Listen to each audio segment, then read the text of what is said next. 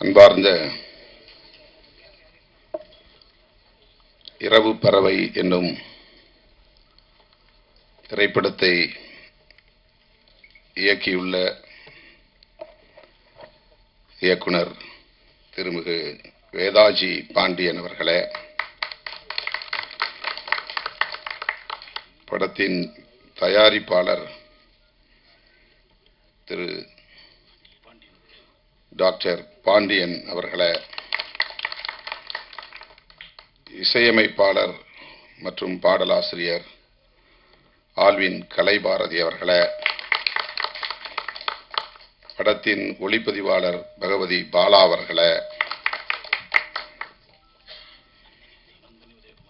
கதாநாயகன் தம்பி கோகில் சத்யா அவர்களே, கதாநாயகி நந்தினி உதயகுமார் அவர்களே,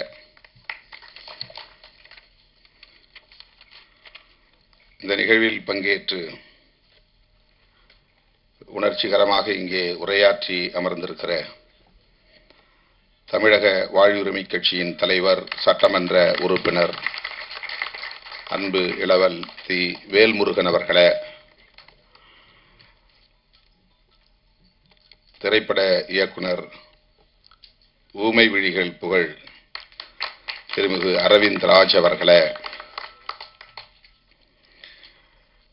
நமது பெருமதிப்பிற்குரிய கலைமாமணி அண்ணன் டாக்டர் ஜாக்குவார் தங்கம் அவர்களே, தமிழ்நாடு திரைப்பட சிறு முதலீட்டு தயாரிப்பாளர்கள் சங்கத்தின் தலைவர் திருமிகு ஆர்.கே. அன்புச்செல்வன் அவர்களே, திரைப்பட தயாரிப்பாளர் ரங்கராஜன் அவர்களே, கடலூர் பி. ராஜா அவர்களே, திரைப்பட தயாரிப்பாளர் திரு அனீஷ் பிரபு அவர்களே, திரைப்பட இயக்குனர் அன்பு சகோதரர் செல்வகுமாரன் அவர்களே, கடலூர் மாநகர மாமன்ற உறுப்பினர் திரு சக்திவேல் அவர்களே, கடலூர் திருமதி மதுரம் அம்மா அவர்களே, மற்றும் இந்த நிகழ்வில் பங்கேற்று இதனை சிறப்பித்துக் கொண்டிருக்கிற திரை கலைஞர்களே, திரளாக கூடியிருக்கிற தமிழ் சொந்தங்களே, உங்கள் அனைவருக்கும் என்னுடைய பணிவார்ந்த வணக்கத்தை தெரிவித்துக் கொள்கிறேன். ஜாக்குவார் தங்கம் அவர்கள் சொன்னதைப் போல, இந்த காலச்சூழலில் ஈழத்தமிழர்களை பற்றி திரைப்படம் எடுக்க வேண்டும் என்று சிந்தித்ததே பாராட்டுதலுக்குரியது, போற்றுதலுக்குரியது. அந்த வகையிலே தயாரிப்பாளர், இயக்குனர் உள்ளிட்ட அனைவரையும் நான் நெஞ்சார பாராட்டுகிறேன், வாழ்த்துகிறேன். அதிலும் மிக முக்கியத்துவம் வாய்ந்த ஒரு பிரச்சனையை இயக்குனர் தொட்டிருக்கிறார். இரட்டை குடியுரிமை என்கிற ஒரு கோரிக்கை. நம்முடைய ஒன்றிய அரசு, பாஜக அரசு சிஏஏ என்ற ஒரு சட்டத்தை கொண்டு வந்ததை நாம் அறிவோம். அந்த சட்டம் ஈழத்திலிருந்து வரக்கூடிய தமிழர்களுக்கு குடியுரிமை தர முடியாது என்று திட்டவட்டமாக தெரிவித்திருக்கிறது. அப்படி ஒரு சட்டமே வந்துவிட்டது. அண்டை மாநிலங்களிலிருந்து வரக்கூடிய, தஞ்சம் புகக்கூடிய, அகதிகளாக வரக்கூடியவர்களுக்கு, முஸ்லிம்களுக்கும் ஈழத்தமிழர்களுக்கும் குடியுரிமை தர முடியாது என்று சட்டம் கொண்டு வந்திருக்கிறார்கள். இப்போது அது நடைமுறையிலே நிறைவேற்றப்பட்டு நடைமுறையிலே இருக்கிறது. இன்னும் அதை தீவிரப்படுத்தவில்லை. இப்படிப்பட்ட ஒரு சூழலில் இந்த கருப்பொருளை கதை களமாக்கி இருப்பது மிகவும் முக்கியத்துவம் வாய்ந்ததாக இருக்கிறது. நம்முடைய வேல்முருகன் அவர்கள் சொன்னதைப் போல, இரட்டை குடியுரிமை தொடர்பாக சிலருக்கு மாற்று கருத்து உண்டு. நான் அவரிடத்திலே சொன்னேன், பேசிக் கொண்டிருந்த போது. ஒரு முறை நான் செய்தியாளர்களை சந்தித்த போது, 1983 தமிழகத்திற்கு தஞ்சம் அடைந்த தமிழ் சொந்தங்கள் இங்கேயே திருமணம் செய்து, இங்கேயே பிள்ளைகளை பெற்று, அவர்களும் திருமணம் செய்து அவர்களும் இப்போது பிள்ளை பெறக்கூடிய அளவுக்கு 3 தலைமுறை இங்கே வாழக்கூடிய ஒரு நிலை இருக்கிற சூழலில் இங்கேயே பிறந்து இங்கேயே வாழ்ந்து கொண்டிருக்கிற ஈழத்தமிழ் சொந்தங்களுக்கு இரட்டை குடியுரிமை வழங்க வேண்டும் என்ற ஒரு கருத்தை சொன்னேன். அதை சொல்லிவிட்டு நான் பாண்டிச்சேரிக்கு போகிற போது பாண்டிச்சேரியிலிருந்து சில தோழர்கள் அங்குள்ள முகாமில் இருந்து வந்து என்னை பார்த்தார்கள். நீங்கள் எப்படி அப்படி சொல்லலாம்? நாங்கள் அந்த கோரிக்கையை வைத்தோமா? நாங்கள் எல்லோரும் எங்கள் தாயகத்திற்கு திரும்ப வேண்டும் என்கிற வேட்கையோடு இருக்கிறோம். எங்களுக்கு இங்க இரட்டை குடியுரிமை தேவையில்லை என்ற ஒரு கருத்தை சொன்னார்கள். 1-2 பேர் அப்படி இருக்கலாம். ஆனால் பலர் இங்கேயே பிறந்து வாழ்ந்து கொண்டிருப்பவர்கள் ஒரு குடியுரிமை என்கிற முக்கியமான கோரிக்கையை உயர்த்தி பிடிக்கிறார்கள். இரட்டை குடியுரிமை அல்லது இந்திய குடியுரிமை. இது மிகவும் முக்கியத்துவம் வாய்ந்த ஒரு பிரச்சனை. இலங்கையிலே 2 வகையான தமிழர்கள், பூர்வீக தமிழர்கள் வடக்கு கிழக்கு மாகாணங்களில் வாழ்கிறார்கள். இந்திய வம்சாவழி தமிழர்கள் மலையகத்தில் வாழ்கிறார்கள். நம்முடைய கதாநாயகி நுவரெலியா என்று சொன்னார். நுவரெலியா என்பது அப்கண்ட்ரி, மலையகத்தில் கொழும்புக்கு பக்கத்தில் இருக்கிற மலையகம். கண்டி, நுவரெலியா என்ற அந்த பகுதி தேயிலை தோட்ட பகுதி. இங்கிருந்து சாஸ்திரி காலத்திலே ஒப்பந்தம் போட்டு, சாஸ்திரி பண்டா ஒப்பந்தம் போட்டு தேயிலை தோட்டங்களில் பணியாற்றுவதற்காக லட்சக்கணக்கான மக்களை அழைத்துக் கொண்டு போனார்கள். 10 லட்சம் பேர் அழைத்துக் கொண்டு போனார்கள். அவர்கள் எல்லாம் அங்கே தோட்டத்திலே தொழிலாளர்களாக லயம் என்கிற இடத்திலே, லயம்னா குதிரைகள் கட்டுகிற இடத்திற்கு பெயர் லயம், அதுதான் மக்களுடைய குடியிருப்புக்கும் பெயர். இன்றைக்கும் அப்படித்தான் அவர்கள் வாழ்ந்து கொண்டிருக்கிறார்கள். பிரிட்டிஷ் காலத்திலே கொண்டு போனார்கள். அதுக்கு பிறகு வந்த ஒப்பந்தம் தான் பண்டா சாஸ்திரி ஒப்பந்தம். அந்த ஒப்பந்தத்தின்படி 50% பேரை தமிழ்நாட்டுக்கு அனுப்பிவிட்டார்கள், இந்தியாவுக்கு அனுப்பிவிட்டார்கள். அவர்களுக்கு பெயர் தான் இந்திய வம்சாவழி தமிழர்கள். ஆங்கிலத்திலே ரீபாட்ரியாட்ஸ், தாயகம் திரும்பிய தமிழர்கள். அவர்கள் தமிழ்நாட்டை சார்ந்தவர்கள், இந்திய குடியுரிமை உள்ளவர்கள், வேலைக்காக அங்கே போனவர்கள். பிறகு அந்த அரசு எங்களுக்கு இவர்களெல்லாம் வேண்டாம், இவர்களுக்கு எங்களால் குடியுரிமை எல்லாம் தர முடியாது என்று ஒரு ஒப்பந்தம் போட்டு திரும்ப 5 லட்சம் பேரை அனுப்பிவிடுகிறார்கள். எஞ்சியவர்களுக்கு அங்கே குடியுரிமை தராமல் நீண்ட காலம் இருந்தது. அப்கண்ட்ரியிலே இருக்கிற மக்களுக்கு குடியுரிமை தரப்படாமல் நீண்ட காலம் போராடி போராடி இப்போது குடியுரிமை பெற்றுவிட்டார்கள். இது பூர்வீக குடி தமிழர்கள் அல்ல. வடக்கு கிழக்கு மாகாணங்களில், யாழ்ப்பாணம் சொல்றோம் இல்லையா, வன்னி சொல்றோம், அது வடக்கு மாகாணம். மட்டக்களப்பு, அம்பாறை அது கிழக்கு மாகாணம். இது ரெண்டும் சேர்ந்துதான் ஈழம், தாயகம், தமிழ் ஈழம், வடக்கு கிழக்கு மாகாணங்கள். அந்த வடக்கு கிழக்கு மாகாணத்தை சார்ந்த தமிழர்கள் தான் பூர்வீக தமிழர்கள். சிங்களவர்கள் அங்கே குடியேறுவதற்கு முன்பு இலங்கை முழுவதும் சேர்ந்து வாழ்ந்த, பறந்து வாழ்ந்த குடிமக்கள் தமிழர்கள். இதை அல்லாம இன்னொரு தமிழர்கள் இருக்கிறாங்க. அவங்க யாருன்னா, கொழும்பிலே வணிகம் செய்து கொண்டு அங்கே போய் செட்டில் ஆன தமிழர்கள். தமிழ்நாட்டை சார்ந்தவங்க அங்கே போய் பிசினஸ் பண்றாங்க, டெக்ஸ்டைல் பிசினஸ் பண்றாங்க, பலசரக்கு வியாபாரம் பண்றாங்க, பல வகையான வியாபாரங்களை பண்ணிட்டு அங்கே போய் செட்டில் ஆயிடுறாங்க. அவங்க வம்சாவழி தமிழர் அப்படின்னு சொல்ல முடியாது. ஏன்னா அப்பப்போ போயிட்டு வந்துடுறாங்க, அங்கே வீடு இருக்கு, அவங்களுக்கு அங்கேயே பிசினஸ் இருக்கு. யாழ்ப்பாணத்திலும் அந்த வடக்கு மாகாணத்திலும் கிழக்கு மாகாணத்திலும் வாழக்கூடியவர்கள் அந்த மண்ணின் மைந்தர்கள். நம் நாடு பூகம்பத்தால 2ஆ பிளந்த போது லெமுரியா கண்டம் அழிஞ்சு போச்சுன்னு சொன்னாங்க இல்லையா, அழிஞ்சது போக எஞ்சிய பகுதி தான் தீவா இருக்கு. அப்பெல்லாம் இதெல்லாம் சேர்ந்து ஒரே நிலப்பரப்பா இருந்தது. ஆஸ்திரேலியாவும் இதுல சேர்ந்த நிலப்பரப்பா இருந்தது. மூழ்கி போன லெமுரியா கண்டம் ஒரே நிலப்பரப்பா இருந்தது. அப்படிப்பட்ட காலத்துல லெமுரியா உள்ள போயிருச்சு, பகுருளி ஆறு உள்ள போயிருச்சு, எஞ்சிய பகுதி தீவா இருக்கு. அந்த தீவு இன்னைக்கு நமக்கு இன்னொரு நாடு, ஆனா அன்னைக்கு ஒரே நிலப்பரப்பா இருந்தது. அப்ப நாம எல்லாம் ஒன்னா சேர்ந்து வாழ்ந்த காலம், நம்முடைய முன்னோர்கள் எல்லாம் ஒரே நிலப்பரப்பா இருந்தது. இப்ப திடீர்னு இப்ப தமிழ்நாடு 2ஆ பிளந்துருதுன்னு வச்சுங்க, சென்னைக்குள்ள வெள்ளம் புகுந்துருது, 2ஆ பிளந்துருது. பிளந்த பகுதி ஒரு பகுதி உள்ள போயிடும், ஒரு பகுதி தீவா மாறிடும், இன்னொரு பகுதி இந்த இந்தியாவோட இணைஞ்சு நிற்கும், தெற்கான தட்சிண பூமியோட இணைஞ்சு நிற்கும். சென்னை, செங்கல்பட்டு, காஞ்சிபுரம், திருவள்ளூர்லாம் இதோட இணைஞ்சிருக்கும்.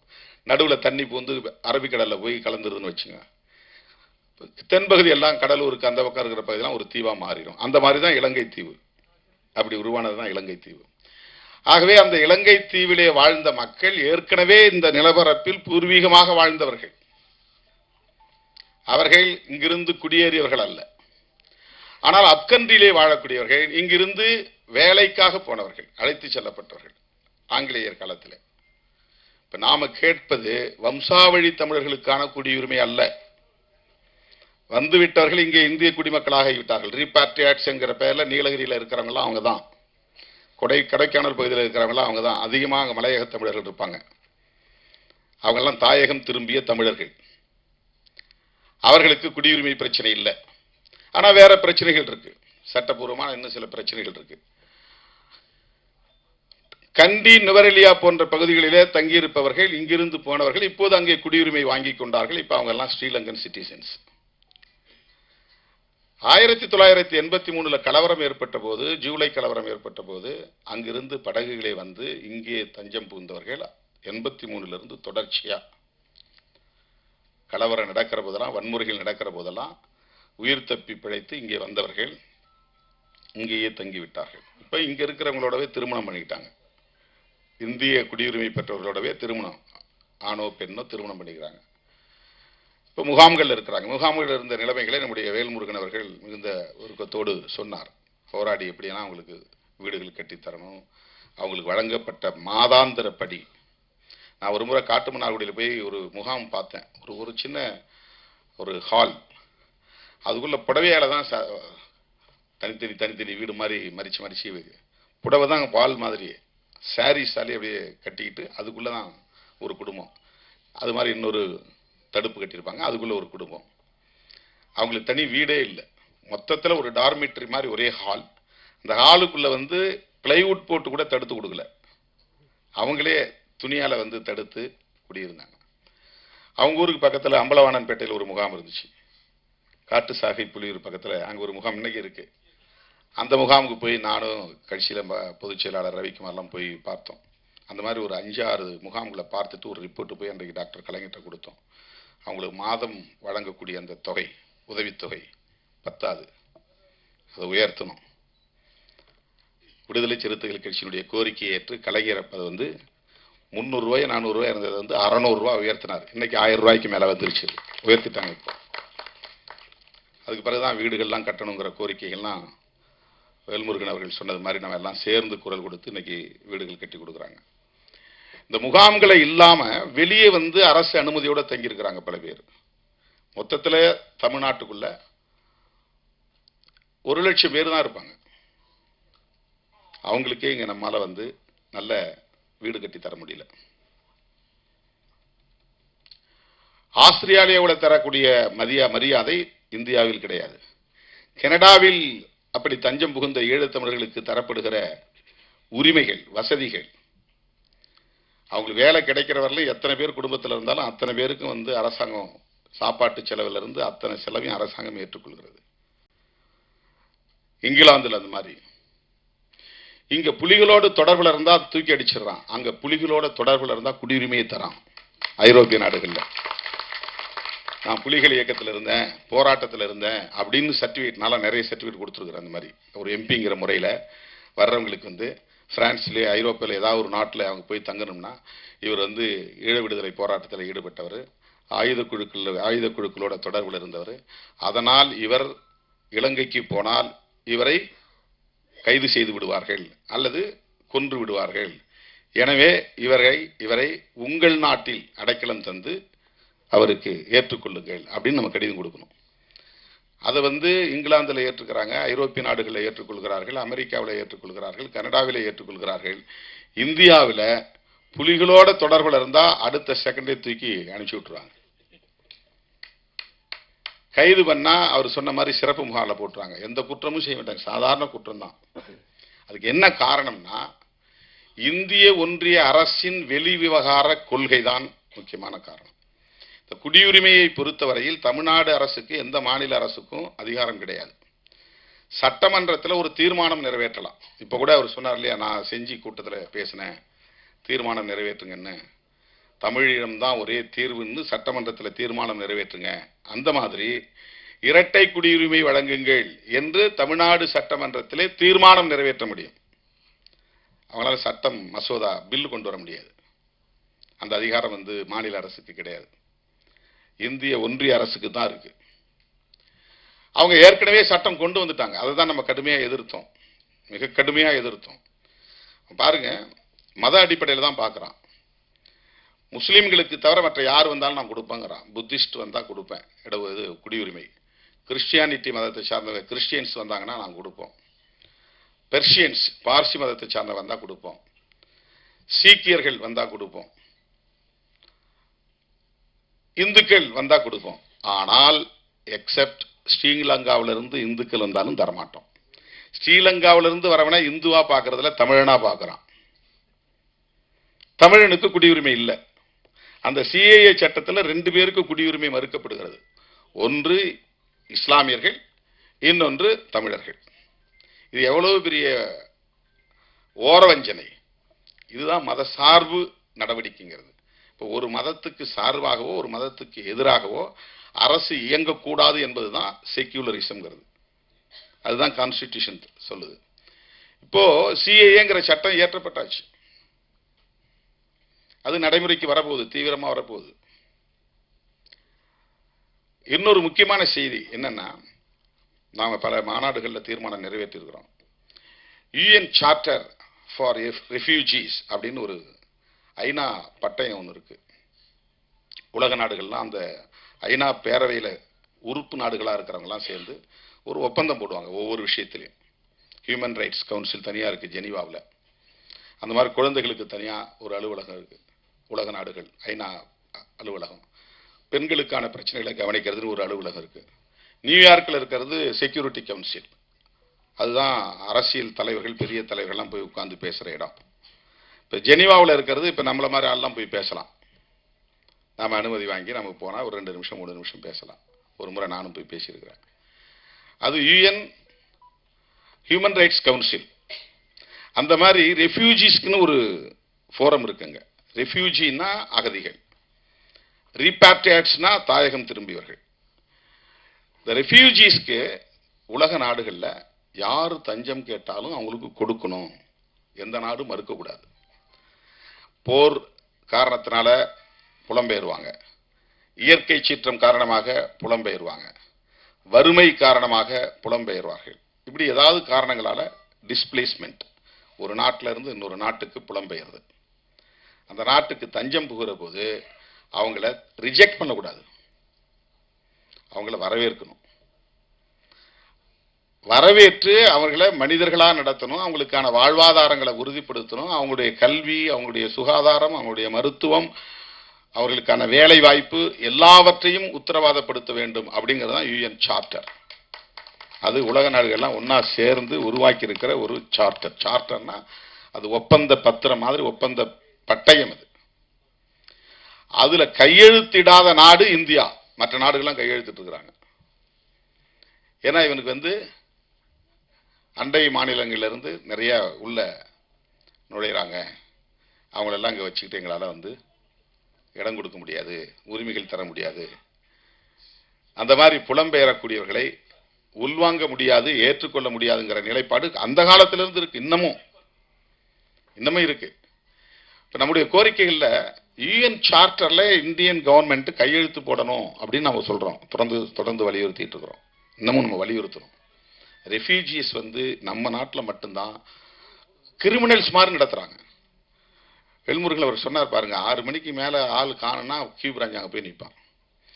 ஒவ்வொரு முகாம்லையும் இப்போதான் கொஞ்சம் லேசாக ரிலாக்ஸ் பண்ணியிருக்காங்க.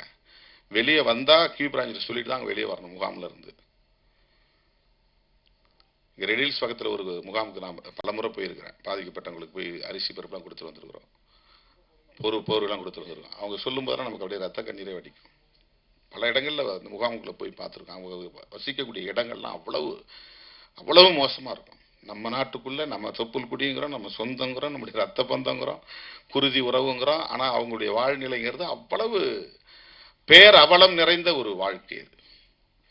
இதுக்கு என்ன காரணம் அப்படின்னு சொன்னால்,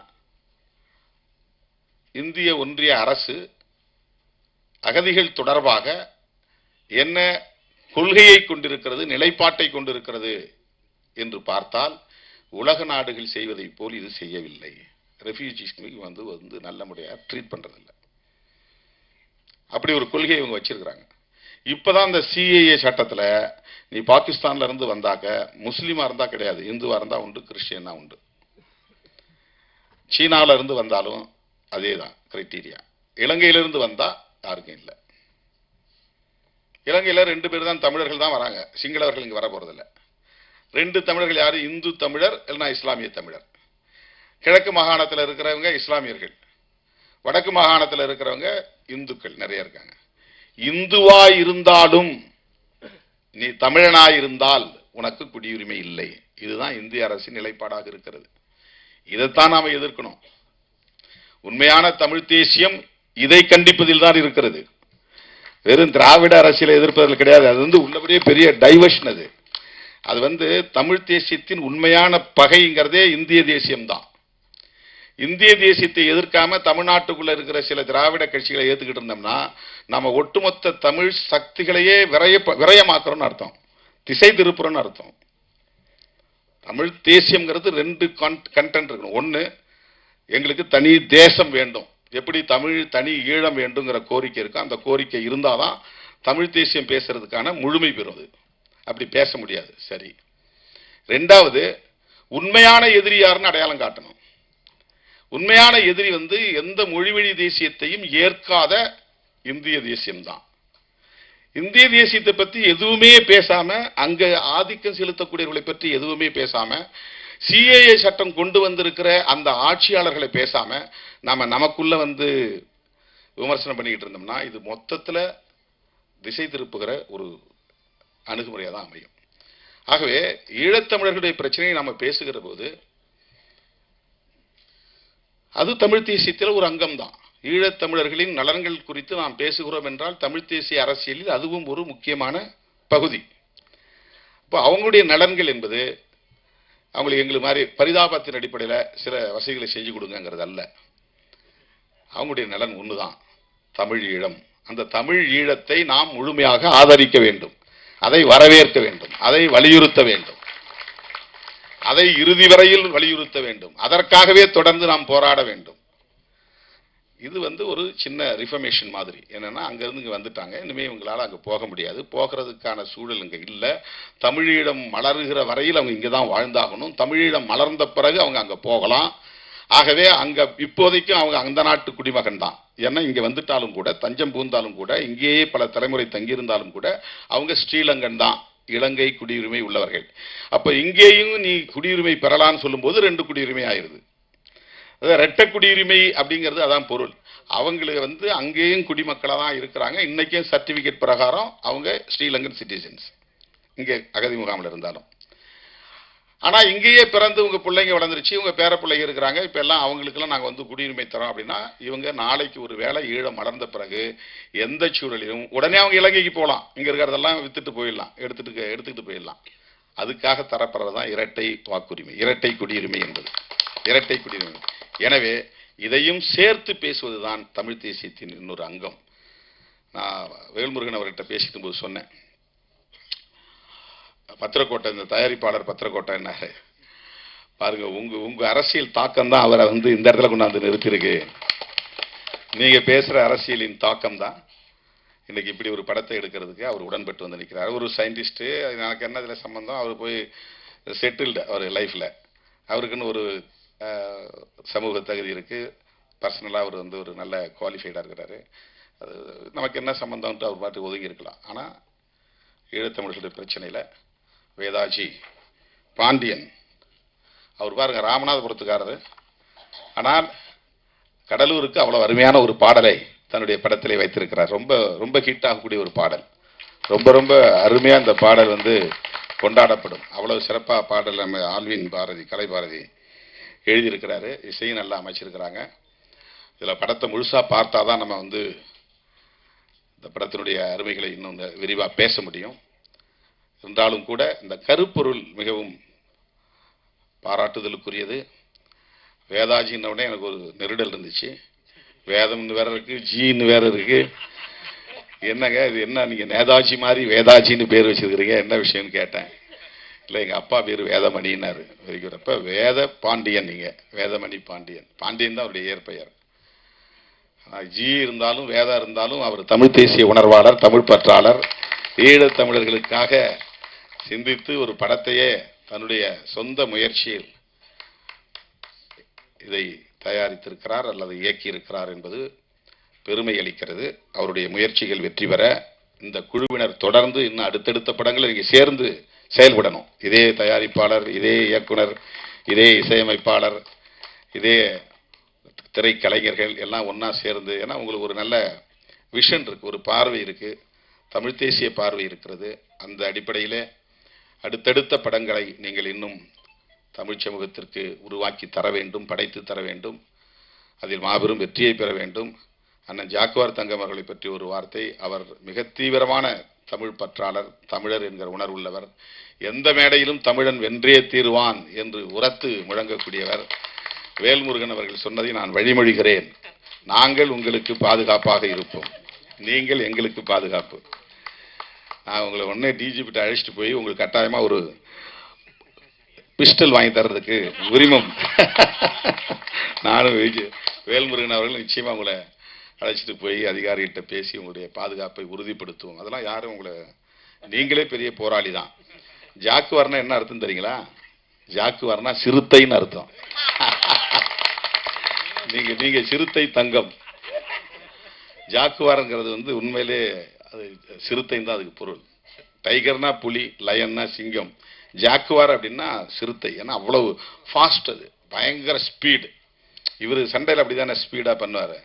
அதனாலதான் அவருக்கு ஜாக்குவார் தங்கம். ஆமா, இப்ப அவருக்கு வயசு 70க்கு மேல ஆகுது. எவ்வளவு எப்படி இருக்காரு பாருங்க. 73 வயசாகுது. அப்படி அவர் இதெல்லாம் ஆக்ஷன்லாம் பண்ணும்போது நான் மிரண்டுட்டேன். ஒரு 2-3 வீடியோ போட்டு காட்டினார் வீட்டில் போயிட்டு. ஐயோ அப்பா என்ன ஆளை விடுங்க, நான் கிளம்புறேன், எங்களால் ஒரு சின்ன யோகா கூட இப்படி பண்ண முடியாது. அப்படி அதனால உங்களுக்கு நம்முடைய இளவல் வேல்முருகன் அவர்கள் சொன்னதை நான் வழிமொழிகிறேன். உங்களுக்கு எந்த அச்சுறுத்தலும் இங்கே இருக்காது. நாம் எல்லாம் தமிழர்கள் அத்தனை பேருமே ஒருவருக்கு ஒருவர் பாதுகாப்பாகத்தான் நாம் இருப்போம். அந்த வகையில் அண்ணன் ஜாக்குவார் தங்கம் அவர்களை இந்த நேரத்தில் நான் வாழ்த்தி பாராட்டி, இந்த படக்குழுவினரை நெஞ்சார பாராட்டி வாய்ப்புக்கு நன்றி கூறி முடிக்கிறேன். நன்றி, வணக்கம்.